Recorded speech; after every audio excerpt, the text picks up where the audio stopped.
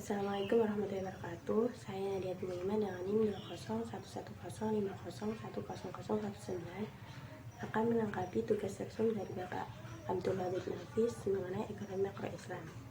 Yang pertama adalah pengertian ekonomi. Ekonomi berasal dari bahasa Yunani oikos yang berarti rumah dan nomos yang berarti tatanan, peraturan, dan hukum. Yang jika digabungkan keduanya berarti pengelolaan rumah tangga atau manajemen rumah tangga. Yang kedua adalah definisi ilmu ekonomi. Menurut Adam Smith, ilmu ekonomi adalah sebuah cabang ilmu yang membahas dan mempelajari tentang tingkah laku manusia dalam usahanya untuk mengelola sumber daya yang memiliki batasan penggunaan untuk mencapai suatu tujuan tertentu. Yang ketiga adalah pembagian ilmu ekonomi. Deskriptif, artinya kajian yang memaparkan secara apa adanya tentang kehidupan ekonomi suatu daerah atau negara pada masa tertentu. Misalnya ekonomi pada era Orde Baru. Terapan, yakni cabang ilmu ekonomi yang membahas secara khusus tentang penerapan teori ekonomi dalam suatu rumah tangga produksi. Misalnya saja ekonomi perusahaan, ekonomi moneter, dan ekonomi perbankan.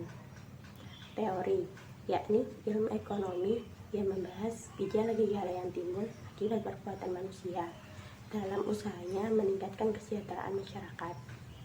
Misalnya, cara menjaga keseimbangan antara pasar uang dan pasar barang, antara uang yang beredar dan barang yang ditawarkan. Untuk teori ilmu ekonomi sendiri dibagi menjadi dua, yakni ekonomi mikro dan ekonomi makro. Ekonomi mikro adalah ilmu yang mempelajari perilaku konsumen dan perusahaan, serta penentuan harga pasar dan kuantitas faktor input barang dan jasa yang diperjualbelikan.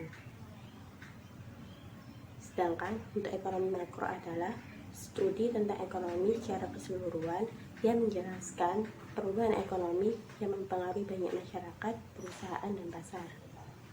Yang keempat adalah konsep dasar ekonomi makro, meliputi pendapatan dan pengeluaran, pengangguran, uang dan fungsinya, inflasi dan deflasi, permintaan dan penawaran, keseimbangan IS atau pasar barang, dan LM atau pasar uang. Yang kelima adalah perbedaan ekonomi makro dan mikro. Peta tenaga kerjaan dibagi menjadi dua. Jika ekonomi makro kebutuhan tenaga kerja satuan perusahaan, kalau ekonomi mikro kebutuhan tenaga kerja keseluruhan perusahaan. Yang kedua adalah tentang konsumsi. Ekonomi makro meliputi kebutuhan individu dan ekonomi mikro meliputi kebutuhan negara.